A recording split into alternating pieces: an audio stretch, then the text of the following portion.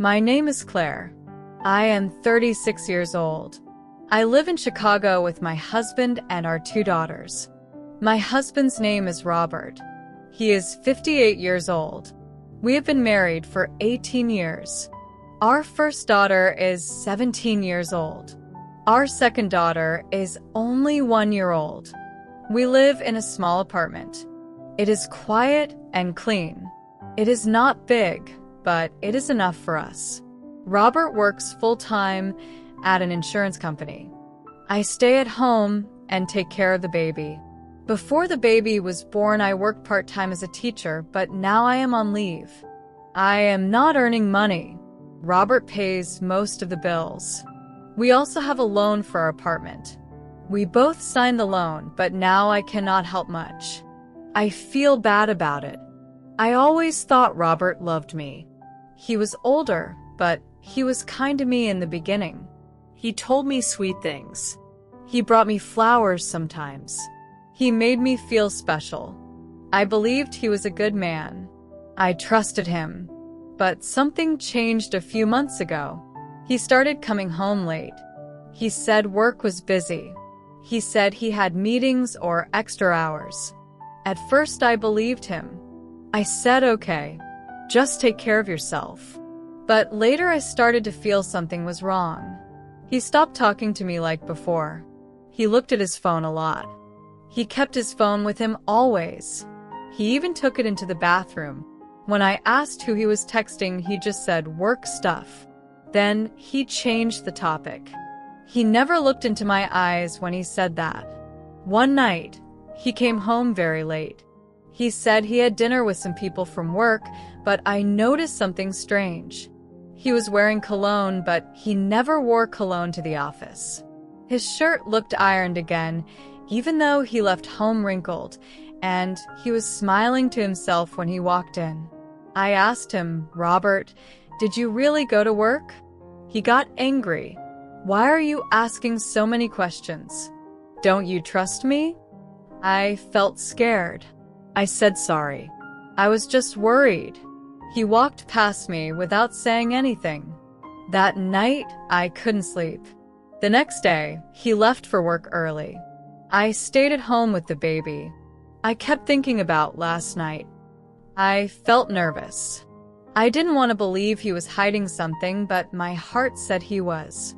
After I put the baby to sleep, I picked up his old phone from the drawer.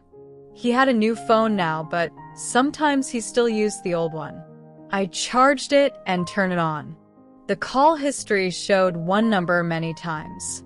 The same number appeared again and again. Morning, afternoon, and late at night. I wrote down the number on a piece of paper. My hands were shaking. Later, when Robert went to work again, I called the number. Hello. A woman answered. Hi, who is this? I asked. Who are you? She replied. I'm Claire. I'm Robert's wife. She was quiet for a second. Then she said, So, that's not my problem. Are you in a relationship with Robert? I asked again. Yes, she said. He didn't tell you. I felt my chest become tight. I was holding the phone, but my hand felt weak. He comes to me. That's all I care about, she said. I couldn't listen anymore. I ended the call. I sat on the floor and cried. I felt broken. That night when Robert came home, I told him. I know about her, I said. I called the number. I spoke to her. He looked surprised for a second, then he shouted, Why are you going through my phone? That's my private life. I said you are my husband. You are lying to me. We have children. We have a family. How can you do this? He said you always make problems. You never understand. I'll stop when I want. Don't try to control me. Then he walked away and went into the bedroom. He didn't say sorry. He didn't try to explain. After that, everything got worse. He stayed out late. Sometimes he didn't come home at all. He didn't tell me where he was going.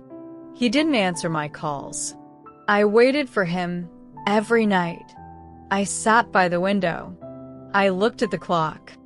I checked my phone, but he didn't message me. When he came home the next morning, he acted like nothing happened. "Where were you?" I asked. "I was busy," he said. "Stop asking me questions. I don't have time for this." His words hurt me. I felt like I didn't matter anymore. I started noticing money problems too. I checked our bank account. I saw that Robert was spending a lot of money. He bought perfume, dresses, expensive meals at restaurants. I knew those were not for me. We don't go to restaurants anymore. We don't buy gifts for each other.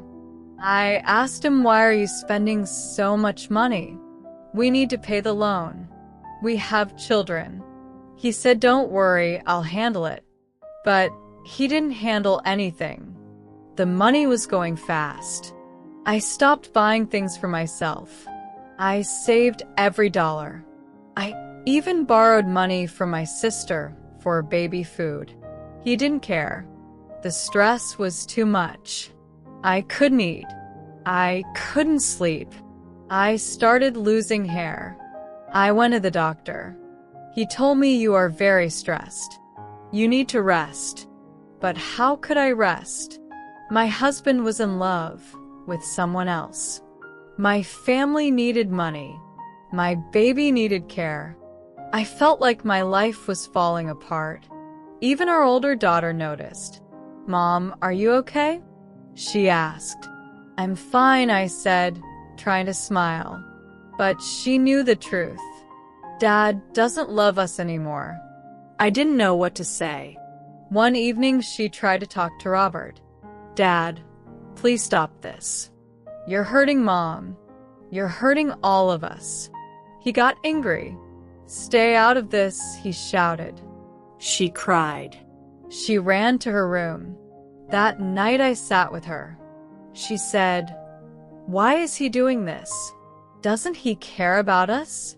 I held her and cried too. I didn't have any answers. I talked to my best friend. I told her everything. She said, "Claire, maybe it's time to think about yourself. You can't keep living like this." But I don't have a job. I can't take care of the girls alone. She said, "You're stronger than you think."